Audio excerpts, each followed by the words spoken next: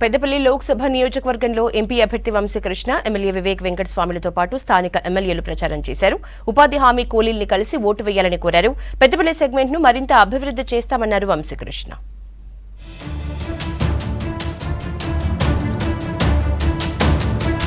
కేంద్రంతో పోరాడి Ramagundam RFCL plant reopen చేశామన్నారు చెన్నూరు ఎమ్మెల్యే వివేక్ వెంకటస్వామి. మంచిర్యాలలో జరిగిన కిసాన్ మేళా కార్యక్రమంలో మంత్రి శ్రీధర్ బాబు, ఎమ్మెల్యే ప్రేమ్ సాగర్ రావుతో కలిసి అటెండ్ అయ్యారు వివేక్. బీఆర్ఎస్ బీజేపీ ప్రభుత్వాల తీరుతో రైతులకు తీవ్ర నష్టం జరిగిందన్నారు వివేక్ వెంకటస్వామి.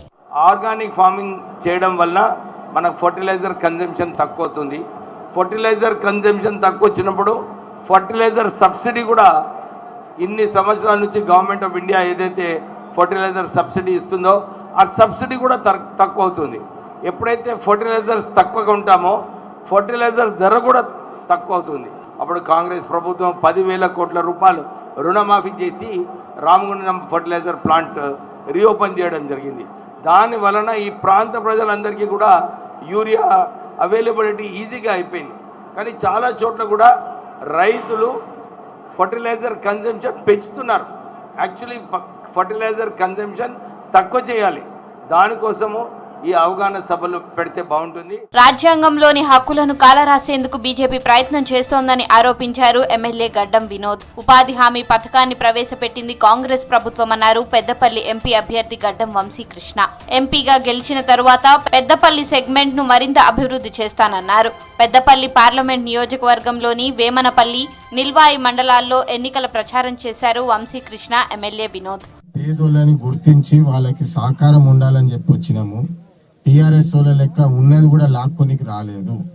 మీకు తెలుసు, పేదవాడి పుట్టను కొట్టిన వాళ్ళు టీఆర్ఎస్ పార్టీ వాళ్ళని చెప్పి మీ అందరికి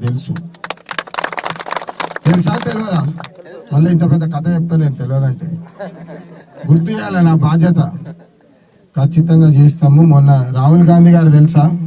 రాహుల్ గాంధీ గారు కూడా మొన్న వచ్చి చెప్పిండ్రు, మీకు ఈ రోజు డైలీ మీకు 270 రూపాయలు ఏదైతే వస్తుందో కాంగ్రెస్ ప్రభుత్వం మీరు ఆశీర్వదిస్తే నన్ను మీ ఇంట్లో ఒక చిన్న కొడుకు లెక్క చూడండి, చేతు గుర్తుకి నాకు ఆశీర్వాదం ఇస్తే ఖచ్చితంగా ఆ పథకం అమలయ్యేటట్టు నేను కృషి చేస్తాను. స్వామినాథన్ కమిటీ రిపోర్ట్ ఆధారంగా ప్రతి పంటకు మద్దతు ధరతో పాటు చట్టబద్ధత కల్పిస్తామన్నారు పెద్దపల్లి ఎమ్మెల్యే విజయ రమణారావు. పెద్దపల్లి జిల్లాలో కనగర్తి, కాపులపల్లి, రాగినేడు, బ్రాహ్మణపల్లి, బొంపల్లి గ్రామాల్లో పెద్దపల్లి కాంగ్రెస్ ఎంపీ అభ్యర్థి వంశీకృష్ణ తరపున ఎన్నికల ప్రచారం చేశారు. ఉపాధి హామీ కూలీలను కలిసి మాట్లాడారు.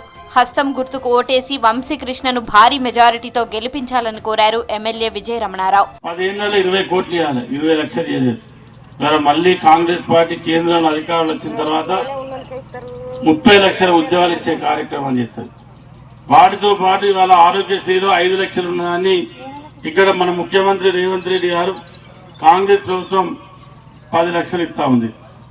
రేపు మళ్ళీ కేంద్రంలో కాంగ్రెస్ ప్రభుత్వం అధికారంలోకి వచ్చిన తర్వాత 25 లక్షలు ఆరోగ్య బీమా కింద ప్రతి పేద కుటుంబానికి ఇచ్చేటువంటి కార్యక్రమాన్ని కాబోయే కాంగ్రెస్ ప్రభుత్వం చేస్తారు. గత బీఆర్ఎస్ ప్రభుత్వం రామగుండంను బొందలగడ్డగా మార్చిందని విమర్శించారు రామగుండం ఎమ్మెల్యే రాజ్ ఠాకూర్.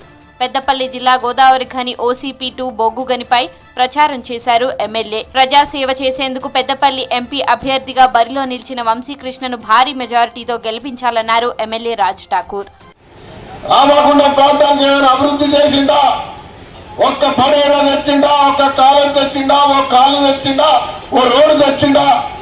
కార్మికుడికి సమస్య వస్తే ఎప్పుడో వచ్చి నిలబడ్డా? ఇవాళ కార్మికులు ఎవరైనా కలవడానికి పోతే నా దగ్గరికి ఇక్కడికి ఎందుకు వస్తా ఉన్నారు, ధరంపూర్కి రంగని చెప్పే వ్యక్తి. ఇవాళ పెద్దపల్లి జిల్లాలో చూడు, ప్రతి ఒక్క పొలానికి కావలసిన నీళ్ళు వచ్చినాయి, పంటలు వండినాయి. ఒక్క గింజ కట్టు కాకుండా ఇలా కొంటున్నామంటే ఇవాళ ఈ ప్రభుత్వం కొంటుంది. పెద్దపల్లి ఎంపీ సెగ్మెంట్ లో కాంగ్రెస్ ఎంపీ అభ్యర్థి వంశీకృష్ణ విస్తృత ప్రచారం చేశారు.